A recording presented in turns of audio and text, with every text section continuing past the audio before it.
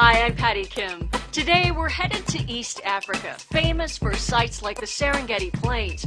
But there's a whole lot more to this place than just safaris and savanna. It's also home to mountain jungles, fiery volcanoes, and the Great Rift Valley, a place where scientists have discovered some of the oldest evidence of human life anywhere on the planet.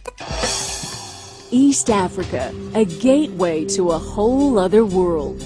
Among the most popular places to visit are Kenya and Tanzania. But more and more travelers are also heading to Uganda and Rwanda. And if you're open to exploring, check out Ethiopia. The high season takes place during the dry months, from June through August, and then from December to February. That's usually the best time to go on safari to spot wildlife. And you probably won't be disappointed. Not only can you look out for lions, leopards, rhinos, elephants, and African buffalo, but you could witness an event unlike anything anywhere else on the planet: the Serengeti migrations. The earth shakes as over 1 million wildebeest, zebras, and gazelle cross the Serengeti following the rains. From their winter feeding grounds in Serengeti National Park in Tanzania, the herds migrate to their summer feeding grounds in Masai Mara National Reserve in Kenya, and then make the return trip back again.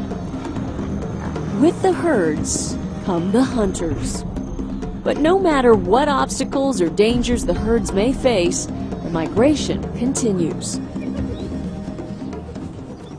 Over 90,000 visitors come each year to watch the age-old spectacle.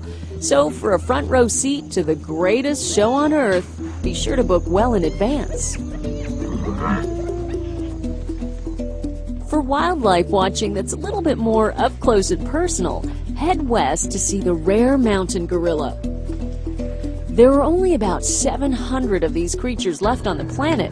You'll find about half of them in Uganda, in Bwindi National Park. About 120 live in Rwanda, in Parc National des Volcans. The critically endangered mountain gorilla is a highlight of one of the world's richest ecosystems. Permits to see these fantastic creatures range from $250 to $500, and some of the money goes toward protecting this fragile habitat. Strict rules are in place controlling how close tourists can get and how much time they can spend with the gorillas. But even just a few moments of being within eyeshot of a mountain gorilla will be a thrill to last a lifetime. If you're interested in more trekking, how about climbing 19,000 feet? Tanzania hosts the continent's tallest mountain, Mount Kilimanjaro. From the nearby city of Arusha, you can hire guides and porters and set out for Kilimanjaro's snowy summit. To allow trekkers to adjust to the altitude, the climb takes about a week, but requires no special training or equipment, and the views all along the way are breathtaking.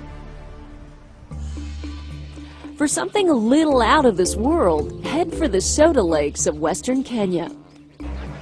At Lake Bogoria, Nakuru, and Magadi, the salt water bubbles with steam and sulfur. Algae thrive in this harsh Eden, attracting millions of hungry flamingos. Freshwater springs and lakes attract other wildlife, both familiar and bizarre. With a ringside seat by the lakeshore, you're practically guaranteed a one-of-a-kind wildlife experience. Want to stray from the beaten path? Head to Ethiopia. Its rugged mountains have guarded Africa's oldest independent nation for thousands of years. Near its northern border, the city of Aksum holds ruined palaces and towering obelisks from the Aksumite Empire. Pilgrims journey to Aksum's Chapel of St. Mary of Zion, where they believe the Ark of the Covenant is kept. Religion has shaped Ethiopia, literally. In nearby Lalibela, 11 churches were hand-carved out of mountain rock. The mountains hold other treasures too. Hiking in the Simien Mountains, you can spot animals found nowhere else. Ethiopian wolves that have evolved to be solo hunters, and troops of gelada baboons that graze like herds of cattle.